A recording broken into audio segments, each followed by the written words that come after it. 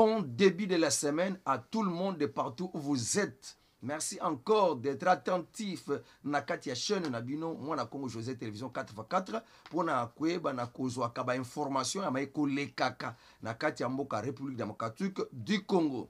Toko beta masolo na mukolo lelo pona makambo ya voyage to mobembo ya mukonzi mboka na biso président Félix Tshisekedi wa koyeba na kate ake wapi wana pole interrogation etikali na mitu ya mutu nyonso.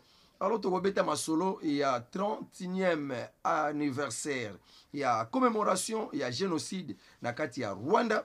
Toko analyser discours penza, il y a Paul Kagame. Toko examiner yango, ko analyser yango, pe toko pesa un peu moins message. Il y a Alexander de Croo, oh déjà appelé ça qui moi Mikolo Azala qui interpellé on a la carte chambre de représentants ba député réponse na pesa qui et ko éclaircir pe ba congolais pe et ko longola flou na discours oyo Kagame asili ko pesa toko beta moi masolo il y a quelques ba militaires rwandais ba ko mitikaka ba ko ya ko mikaba na bango et pas ya ba militaire na biso ya FARDC pona ko lobake ba ko sibiso biso tiere biso ko pesa kolela ya Zelensky pona des athées à l'objet ceux qui aident été wana mboka iko peur de bataille pe ba mboka belé bakozala attaquer kuna na Sud Kivu nde basala ki 3 journées de grève kaka pona nini tracasserie policière nde yangona to ko beta masolo pe mwandam to ko frôler événement ezole kana kati ya Otuele et pa ya ndeko ya nanga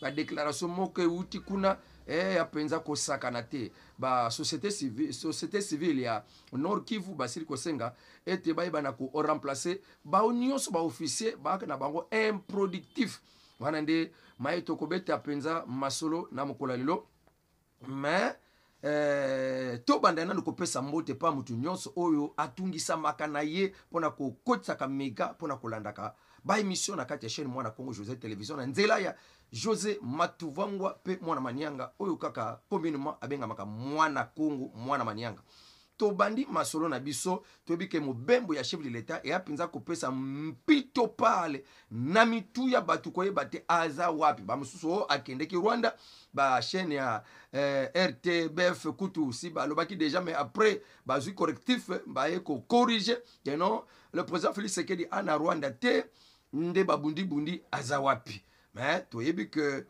ministre ya affaires étrangères ya France yende toyokaki na kati ya journal et comme libiso na tongo ya lelo lendi le 8 avril 2024 lelo ntoza lendi le 8 avril 2024 nde toyoki que le président Félix Tshisekedi asilaki ko décliner invitation ya Stéphane Séjourné ministre des Affaires étrangères ya France nde alingaki était président Félix Tshisekedi akende a convié bakende ko participer na match ya football kuna na kati ya Parc des Princes mais na kati ya une loge VIP même konza mboka en tout cas boyaki na ye abangaki akoki ko se retrouver ko kati na cerné de publication cerné par publication croyant que yazana Rwanda nzoka ana côté mosusu donc abangaki na leloko wana akokende bako filmer ale baki ko politiser yango et puis esika izo memanga wana équipe oya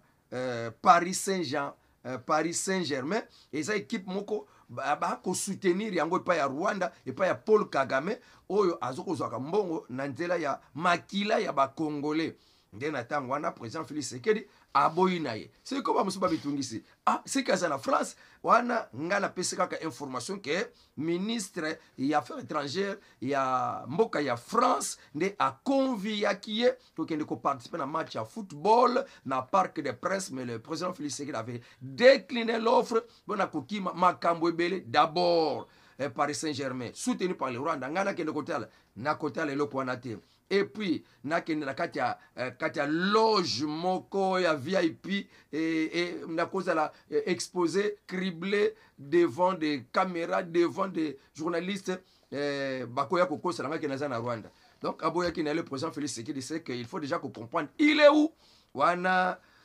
comprendre yo moko to côté penza na sujet na biso to koye pona ko analyser namukola lelo ba internet bisika nyonso bozwa, mais je vous salue ba onyonso nanu basabona te nde ntango kaka okoti raisonner ko s'abonner tia moi j'aime parce que ceux qui déjà otali peut-être 10 000 personnes batali mais otali kaka moi 1000 j'aime ekokate quand déjà okoti na kati ya émission tielanga na moi j'aime partager émission que les autres savent ce qui se passe. Parce que makamba Rwanda vraiment ebele bayebi yango te lokola bambongo balingi bayebi ka bakongolais batanga penza te balingi barula ka batu comme si le président Félix Tshisekedi est l'auteur ya souffrance to ya minyoko ya est kaka wana.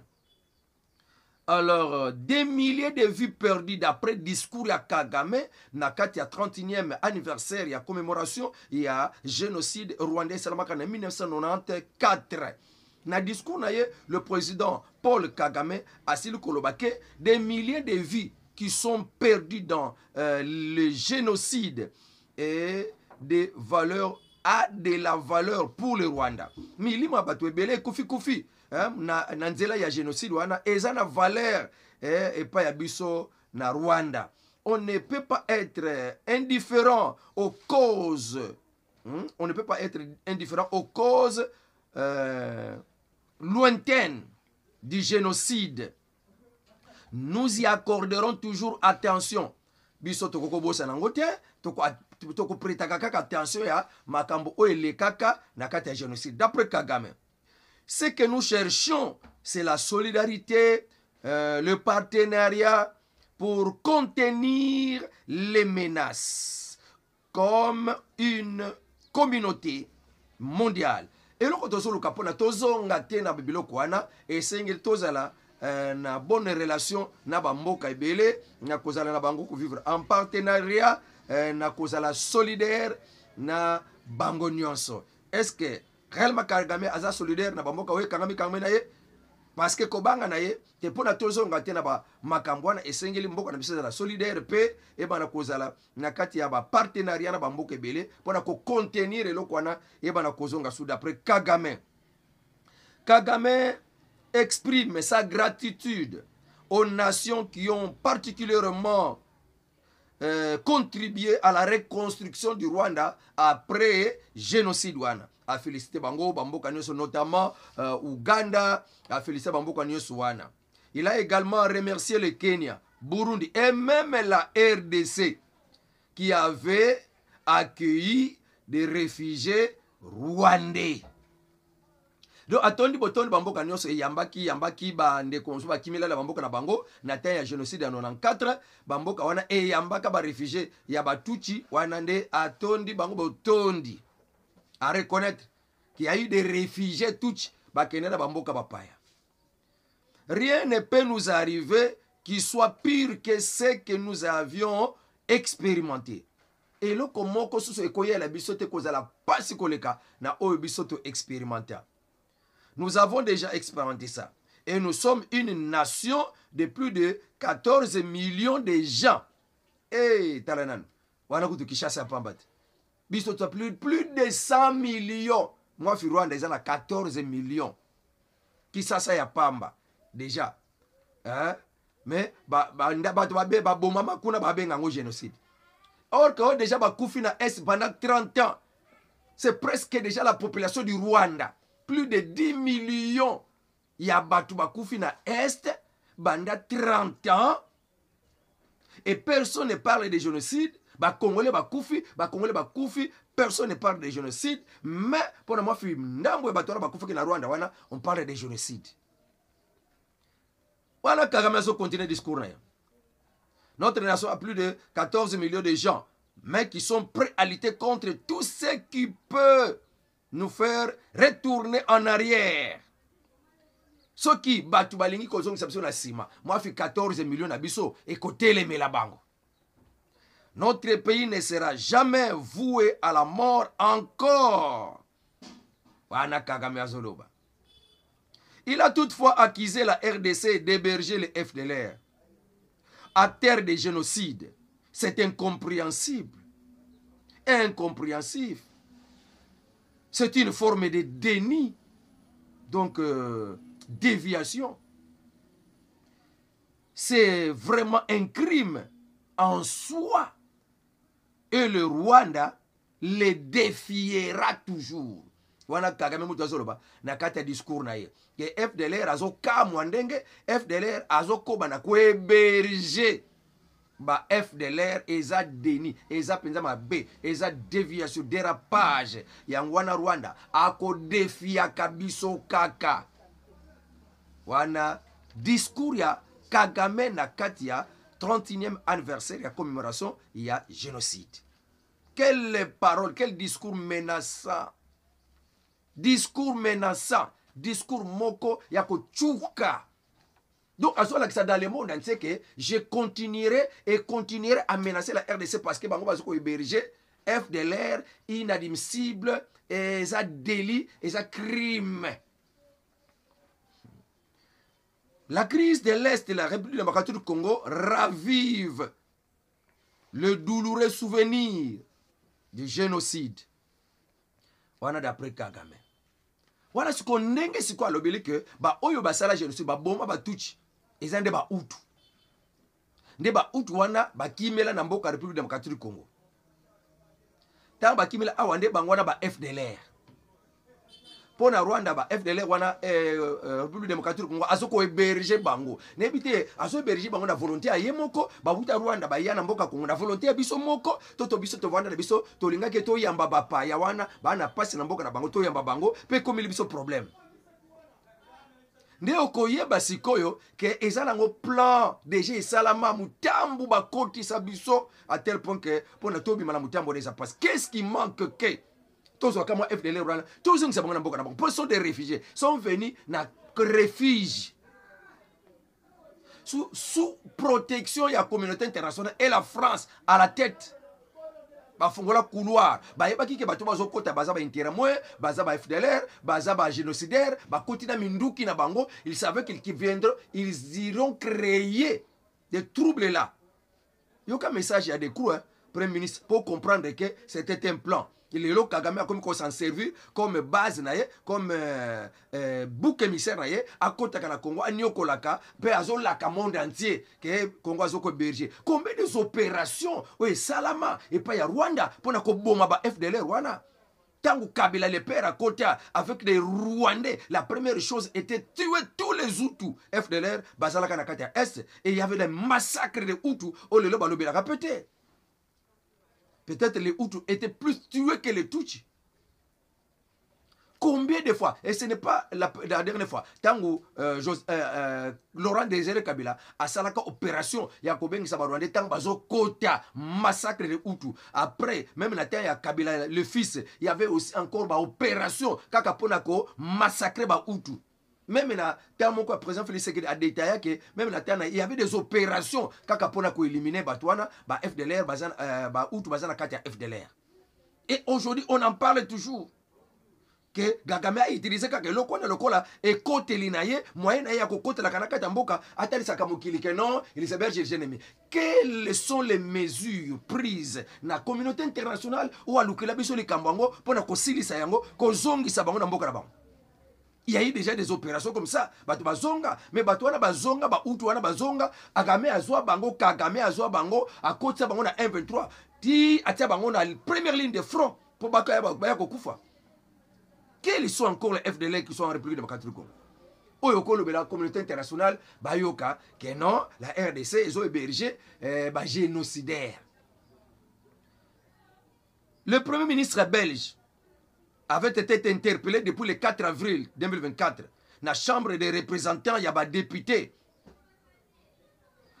Et pas il y a Michel Mouag. Abengi Sakaye. Abengi Sakaye pour na tina ya makambo ya 30 ans ya génocide oyo et le cas na Rwanda. Yango babengi Sakaye premier ministre belge de Cro. Kuna na kati ya Chambre des représentants. Kokoma kuna na kati ya Chambre des représentants, il a commencé à s'exprimer, le Premier ministre, sur les 30 ans sur génocide et le cas de Rwanda, puis 30 ans il y a génocide des Osalamana Congo, pardon. Ah. Et il a indiqué que la commémoration de cette tragédie commémorer dans wana génocide wana pour na De Croo, premier ministre belge. C'est aussi l'occasion de demander à l'administration Paul Kagame de mettre fin aussi aux interventions des forces rwandaises de défense RDF sur le territoire congolais. Premier ministre belge alibina kokende kutu kunate na anniversaire angote. Parce que esengile za la pe moyen ya koyebisa administration ya Kagame ati kakokota na mabeli ya batu ya Congo. Le génocide de 94 rwandais, c'est ce génocide qui avait ouvert la voie à la déstabilisation de l'Est de la République démocratique du Congo. Wana premier ministre belge qui détaille ça dans la chambre des représentants des députés, là où il était interpellé. Et ça des génocides wana mutu sala que le lot Est de la République démocratique du Congo ezwa kimiate. Parole du premier ministre belge. C'est ce génocide de 94 qui s'est passé au Rwanda qui avait ouvert la voie à la déstabilisation de l'Est de la République démocratique du Congo, où les soldats génocidaires avaient fui vers la RDC.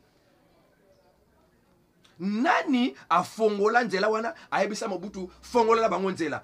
Donc na otobengaka opération turquoise. France ayana ba militaire pona ko fongola biso couloir ko kota batu ya manduki bakota na kati ya mboka Congo. Or que bayebaki kende bazokota kuna bako créer trouble, bako créer insécurité à le Rwanda ako sale la Congo comme prétexte que ba ennemi bazakuna ba trouble bazakuna ngamoko fona kende pona combattre bango na kati ya mboka RDC. Or que c'est aussi pour un moyen économique. Il savait déjà à partir de l'ancien président Bill Clinton au Akekuna ko participer, c'est lui le maître de tout. Il y a orchestre. Toyoka makambo De Croo azoloba. Ok. Avait fui vers la République démocratique du Congo. Les FDLR avaient fui. Les génocidaires avaient fui vers la République démocratique du Congo, entraînant avec eux 1 400 000 de civils dont la majorité était des Hutus qui étaient ciblés par les FPR de Kagame. Bazala qui ciblait. Et depuis lors, l'armée rwandaise a mené des opérations militaires sur le territoire congolais pour massacrer, tuer les Hutus génocidaires sur le territoire congolais. Depuis lors, ba militaire ya Rwanda ba kote na mabeli ya Congo pona ko sala ba opération militaire na mabeli ya Congo pona ko boma ba FDLR wana. Et 30 ans alors que le M23 bar RDF occupe plusieurs localités au nord Kivu. Et De Croo a déclaré que c'est le moment de demander que cessent les hostilités dans l'Est de la République démocratique du Congo et que la souveraineté des Congolais soit respectée et qu'il n'y ait plus d'ingérence sur le territoire congolais. Est-ce que makambo De Croo alobi akemu panzi na makambo oyo le journaliste camerounais akoma na kati ya mikanda na ye na tina génocide ya Rwanda ezalaki volontaire, ezalaki piège. Ndenge bakotana minduki na bakoma des réfugiés qui entrent dans un pays d'autrui avec des armes autorisées par la France. Nanzela oni na tangwana. na opération turquoise ya pasi. Or que na kati ya mboka ya Rwanda, mboka ya Rwanda eza ya Batutsi te. Mboka Rwanda eza ya ba Hutu de l'origine. Mais vers les années 1910 aux années 1920 na katikati wana nde peuple nilotique habitant du fleuve Nil, aux environs du fleuve Nil, nde babenge bango ba peuple nilotique o babande ko habiter ko vanda pembeni ya fleuve Nil, nde ba uta kuna babande ko kita na se ya Afrique pona ko luka bisika ya ko vandela. Nde un groupe ya peuple nilotique bakendaki ko vanda na mboka ya Rwanda parce que bazalaki moi cultivé, moi intellectuel, bakuta mboka wana ba Belge nde babandaki ko kamba yango, nde bazwa ba nilotique wana parce que un peuple éveillé civilisé, bakomaki ko tia bango na ba poste administrative bisika ba poste administrative bisika nyonso wana ya minene ya ko kamba mboka, bakomaki ko tia bango kolongola ba Hutu. Be ba Hutu bakomaki lokola bana misala, ba vrai autochtone bakomaki lokola bana misala ya ba mingizela ya ba venant. Et c'est comme cela que les Tutsi nilotiques ont pris le devant, le dessus sur les Hutu na kati ya Rwanda na bokambami na autorisation ya la Belgique. Et tangu tokomaki vers 1960 ezaki nde balingaki bango Batutsi bazalaki au pouvoir au détriment ya ba Hutu basengaki indépendance et pas ya Belgique.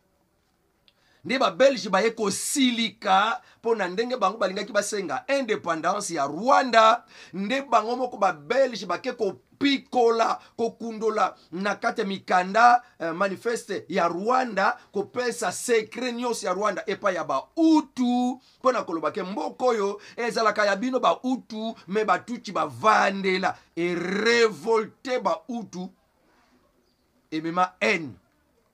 Comment dans notre pays être des esclaves et tomboki sa ba Hutu et même haine contre les Tutsi et ba koma ki sikoyo na esprit ya ko benga na Batutsi, mais ils étaient déjà na ba haut place na ba place minene haut placé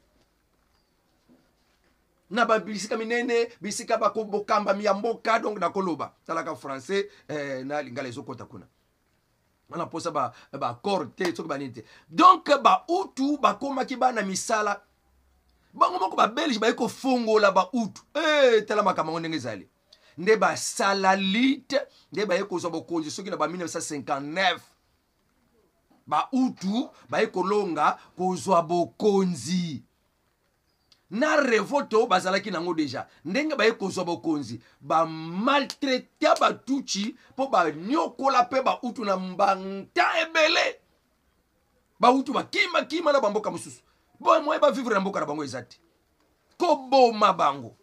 Et c'est comme cette raison bango basa la revanche de na tangu wana na ba 1959 wana ba Tutsi bakima mboka bakima ba Uganda bakima ba Kenya bakima ba RDC jusque ba Kagame ba ekosala moi équipe na Uganda po ete ba ya kosala basala rébellion na Uganda po ete ba ko renverser Abiyarimana. Soutenu par les Américains, Kagame formé en tant que renseignement, agent de renseignement naba américain pour renverser le régime ya Abiyarimana, comment bakokota na kati ya Congo ba ko renverser Mobutu pour prendre le contrôle des minéraux ya République démocratique du Congo. Et c'est comme c'est là que na 94 tango ba wana ba rebelle wana ba ye il y avait la guerre civile entre 90 et 94 ba ba tola bazoyo kana te ba bomana. Et na 94 tango sukoyo baye kolongola Abiyarimana bitumba ezalaka makasi ba boma lokola ba Hutu bazala pouvoir ba boma ba Tutsi parce que bango baye kolongola bango na pouvoir nde bazwa bokonzi batia mutu na bango Tutsi a remplacer suko pouvoir nde na tango wana ba Europe Amerique bayokana pona kofungola couloir de yango bazo commémorer mona makambo ndenge ezalaka et batuchi bakima kima aujourd'hui lelo koyoka ko batuchi wana bakoma bakolo mabele na Sud Kivu oh bakoma babanya mulenge des gens qui ont fui la guerre na mboka na bango parce que ba utu ba tomboka ndenge bino bako kamba mboka na biso. Et c'est comme ça makamba limba sala na mboka RDC makamba limba sala kati Afrique et faire de l'Afrique centrale un pays de royaume ya batuchi. Yango merci beaucoup papa De Croo, Premier ministre belge pona ko sunga biso. Alors pona ma situation bitumba les FARDC ezo so contrôle penza bamboka ebele et d'ailleurs na kati ya mikolo sous ya lobby nde ndambu ya ba M23 ba militaire ebele ba recruter na ba côté nyonso ya baruchuru kiwanja bango ba se révolter ki na bango même ba Rwandais penza na kati ya groupe na bango ba se révolter ba ke komitika na bango na maboko ya ba FARDC dans le bi ba kosa ki biso toyo kobiki sa population congolaise nzoka ndenge bazoboma bango baza sans pitié. Tout le monde que non, ils ont une autre mission. Yango biso to yena biso komitika pana to bunda pona compte ya RDC to bundi sabanguna wana. De vraiment mapinga ebele ba yena bango komitika na maboko ya ba FARDC. Zelensky aleli parce que ezana 60 milliards de dollars oyo congrès ya Amerika esengela ki a libéré pona ba pesa aide na Ukraine mais lokola bitumbe eza entre les républicains et les démocrates en tout cas makambwana ba traité yango te. Zelensky aleli et soki kaka aide wana eyete wana Russie akozwa mboka mobimba pe akosuka wana te akwatake bamboka mpe mususu nde Zelensky akokebisaka bamboka mususu batia pression pa États-Unis comme ça ba livrer les bango ba pesa bango 60 milliards de dollars pour kosunga bango. Zelensky prévient que si le Congrès américain n'aide pas l'Ukraine, l'Ukraine perdra la guerre C'était lors d'un échange en vision-conférence avec les ambassadeurs de la levée des fonds du gouvernement Unit 24.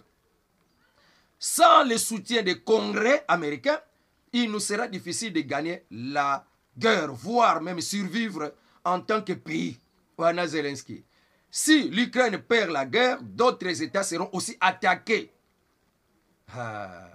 Le programme de l'assistance militaire et économique de Kiev, d'un montant de 60 milliards de dollars, est bloqué dans le Congrès américain depuis l'année 2023. Bo bloqué. Total makambo yango soko kimila na RDC akoluka uranium akoluka minerai po et remonter bloqué nzela bloqué kadena. Sud Kivu 3 jours de grève pour la tracasserie policière nzela donc mutu nyonso policier nyonso roulage policier nyonso comme roulage et ça jungle tonine policier nyonso comme roulage na mutuka kokanga asene na relo côté mais ba koma na ba makelemba na Sud Kivu 3 jours de grève le bitoko tambola te total suki l'état za na mituka oh akomata kawana voilà biloko alende sala makapena kisasa. Donc tout le monde au thème la kati ya ba veni kususa te moko boy ba kanga ka ba mituka ba kanga ka ba moto tout le monde vous êtes des roulages non parce que pas policier donc ba longwa décharger na makamura bango donc policier ayeba kana tingana za kana musala nini abika ki policier za roulage or que na kati la police il y a une unité et tala ka makambu ya régulation routière. Ce n'est pas n'importe qui chaque policier. Yango to sengi pe na kati ya la police il y a trop des infiltrés pem asala pe musala na ye donc même dans la police ça na bato moko police militaire moko boye et ça la pe musala et tala ka ba policier ba ventir ya policier infiltré ba militaire infiltré et sengeli kotia bango hors l'état de nuire. OK. Otuele révélation grave na suke salawana. Piero Alingiso. Mutkanga kombone bien. Piero Alingiso, membre ya Parti Congo Espoir. Ya ndeko ya nanga waza gouverneur kuna na Otuele.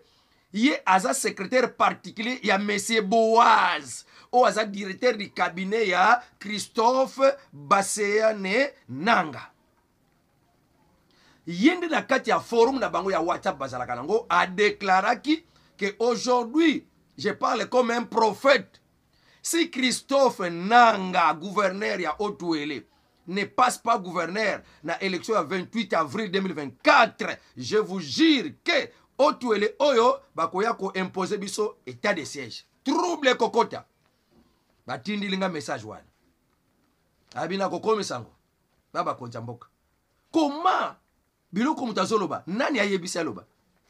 C'est que yende kwa nanga wana azo proposer que soki azuite ako créer double ako kota M23 pour na ko déstabiliser Otuele. En tout cas ta papa Fachi Beton service non c'est renseignement déjà bozala ozage pour na papa oyo. Naleki société civile ya Nord Kivu basengi que changement et salamana katia FARDC pour na ko longola ba onyoso ba officier improductif. Merci. Masolo a bien. Papa Fachi Ayoka. Papa Jean-Pierre Bemba Yoka. Toligi pété na kati ya gouvernement.